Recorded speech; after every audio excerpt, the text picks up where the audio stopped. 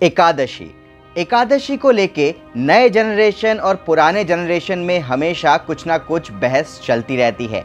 पुराना जनरेशन कहता है कि एकादशी करने से पुण्य मिलता है और नया जनरेशन कहता है कि ये सब कुछ सुपरस्टिशियस है।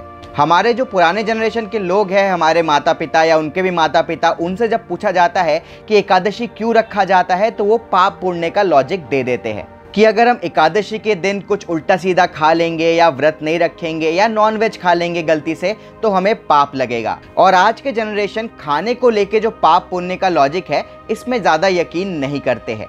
तो इसमें गलती दोनों की ही नहीं है। हमारे पुराने जो जनरेशन है वो वही मानती हुई आ रही है जो उनको उनके पुराने जनरेशन ने सिखाया है, और जो नया जनरेशन है वो ज़्यादा लॉजिक और साइंस में बिलीव करती है। तो गलती दोनों की ही नहीं है। हमको ज़रूरत है जो हमारे रिचुअल्स है उसको साइंटिफिक वे में समझना, क्योंकि हमारे ऋषि मुनियों ने जो भी पद्धति जो भी चीज़ लिखी है वो सब कुछ साइंटिफिक वे में ही लिखी है। हमको अब समझने की ज़रूरत है और समझाने की भी ज़रूरत है। तो आज के इस वीडियो में मैं आपको बताऊंगा एकादशी के पीछे साइंटिफिक रीज़न और साइंटिफिक महत्व क्या है। इस वीडियो को एंड तक देखिए क्योंकि बहुत कुछ जानने को मिलेगा इस वीडियो से। और इंडियन हिस्ट्री और कल्चर के बारे में जानने के लिए सब्सक्राइब कर लीजिए हमारे चैनल को। दोस्तों, आपको डोपामीन तो पता ही होगा, अभी काफ़ी वीडियोस बन चुकी है, काफ़ी लोग डोपामीन के बारे में बात करते हैं। डोपामीन हमारे ब्रेन में एक न्यूरोट्रांसमीटर होता है और इसको आम चलती भाषा में प्लेजर हार्मोन भी बोला जाता है। अगर हमें कोई भी काम करने में खुशी मिल रही है या मज़ा आ रहा है तो हमारे दिमाग में डोपामीन रिलीज होता है। पर दोस्तों, मुश्किल की बात यह है कि डोपामीन की मात्रा सीमित होती है। पर डे आपको कुछ कोटा दिया गया है डोपामीन का। अगर आपने डोपामीन जल्दी खत्म कर दिया तो जो बाकी दिन बचा हुआ है उसमें डोपामीन नहीं मिलेगा आपको। यानी कि अगर आपने अपना जो कोटा है डोपामीन का वो जल्दी खर्च कर दिया तो बाकी पूरे दिन आप सुस्त रहोगे, आलस में रहोगे, कोई भी काम करने से खुशी नहीं मिलेगी, मज़ा नहीं आएगा। जैसे कि मान लीजिए आपने सुबह उठ के ही आधा एक घंटा रील देख लिया, बहुत मज़ा आया आपको रील देखने में, बहुत इंजॉय किया आपने, तो वो रील देखने में वो एक घंटे में काफ़ी डोपामीन रिलीज़ हो गया। इसके बाद आपको अपना काम करना है, पढ़ना लिखना है, उसमें आपका मन लगेगा ही नहीं। तो इसलिए बोलते हैं ना कि पहले जो ज़रूरी काम है वो पूरे कर लो, उसके बाद एंजॉयमेंट कर लेना, उसके बाद मज़े कर लेना। क्योंकि अगर आपने पहले मज़े कर लिए तो जो ज़रूरी काम है वो रह जाएंगे, उसके लिए डोपामीन रिलीज़ नहीं होगा क्योंकि सारा डोपामीन आपने खर्च कर दिया मज़े करने के लिए। तो आजकल क्या होता है कि सोशल मीडिया के चक्कर में इंजॉयमेंट के लिए इतनी सारी चीज़ें हैं, बढ़िया बढ़िया खाना है, फास्ट फूड है, इन सब के चक्कर में हम अपना ज़्यादातर डोपामीन जो है वो रिलीज़ कर देते हैं, जिसके बाद काम में और पढ़ाई में मन नहीं लग पाता। इसी चीज़ को समझते हुए वेस्टर्न कंट्रीज़ में लोगों ने एक चीज़ स्टार्ट की, डोपामीन डिटॉक्स। यानी कि महीने में एटलीस्ट 2 दिन आपको अपनी चहेती चीज़ों से दूर रहना है, ऐसी चीज़ों से दूर रहना है जो आपके दिमाग से डोपामीन ज़्यादा रिलीज़ करता हो।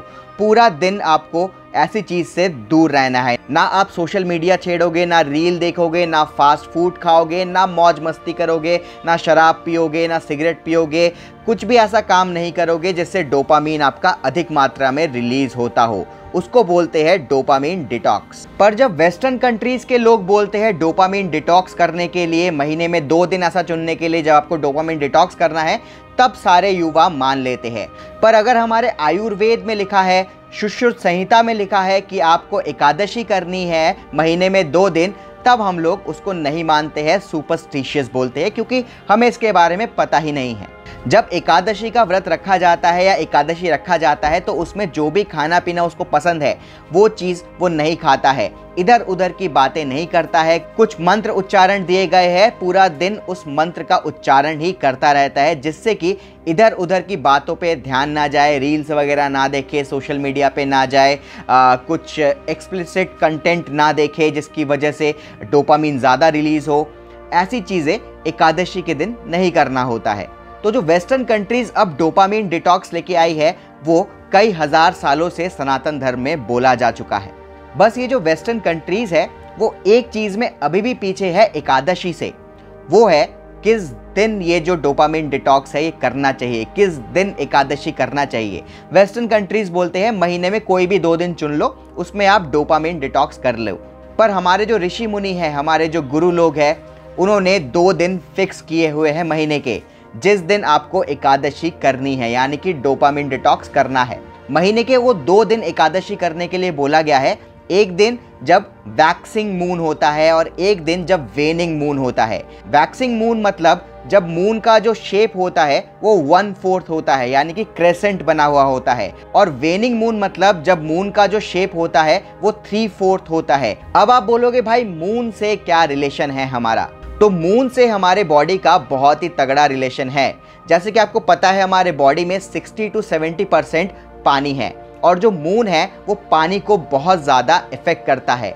आपने देखा होगा कि फुल मून के दिन जो ओशंस होते हैं, रिवर्स होते हैं, सीज होते हैं, उनके जो वेव्स है वो ज़्यादा मात्रा में बढ़ चढ़ के उफान पे आते हैं। यहाँ तक कि रात के समय भी आपको बोलते हैं कि नदी के किनारे या ओशन के किनारे मत जाओ, उस समय जो वेव है वो बहुत ज़्यादा होता है और पानी बिल्कुल ऊपर तक आ जाता है। बहुत सारे बीचेस में तो रात को जाना ही मना है। ऐसा क्यों है? क्योंकि चंद्रमा जो है वो पानी को इफेक्ट करता है, सिर्फ बाहरी पानी को नहीं, हमारे शरीर के अंदर के पानी को भी। यानी कि फुल मून होने से पहले और अमावस्या होने के पहले हमारे बॉडी पे बहुत ज़्यादा इफेक्ट पड़ता है, हमारे इमोशंस पे बहुत ज़्यादा इफेक्ट पड़ता है। हम या तो बहुत लेज़ी हो जाते हैं या बहुत ज़्यादा एनर्जेटिक हो जाते हैं। हम इन दिनों में इमोशंस में बिल्कुल बह जाते हैं। इस समय ज़्यादा फास्ट फूड कंज्यूम करते हैं, इस समय ज़्यादा रील्स वगैरह देखते हैं, इस समय ज़्यादा वो काम करना चाहते हैं जो हमारा मन करता है, जो हमें ज़्यादा प्लेजर देता है, जिससे कि इन दोनों दिनों में डोपामीन जो है वो बहुत जल्दी खर्च हो जाता है, बहुत ज़्यादा मात्रा में निकल जाता है। और बहुत ज़्यादा मात्रा में निकलना भी डोपामीन अच्छी बात नहीं है, वो बॉडी को नुकसान देता है। जिसकी वजह से महीने के इन दोनों दिन हमको अपने आप को कंट्रोल करने के लिए बोला गया है। हमें अपने आप को फोकस रखने के लिए बोला गया है, मंत्रों पे, व्रत पे, इन सब पे फोकस रखने के लिए बोला गया है, ताकि चंद्रमा का जो ये इफेक्ट है ये हमारे बॉडी पे ना पड़े। तो मैं आशा करता हूँ कि आप लोगों को एकादशी का साइंटिफिक रीज़न समझ में आ गया होगा। और ऐसे इंडियन कल्चर और हिस्ट्री के बारे में जानने के लिए सब्सक्राइब कर लीजिए हमारे चैनल को। जय हिंद।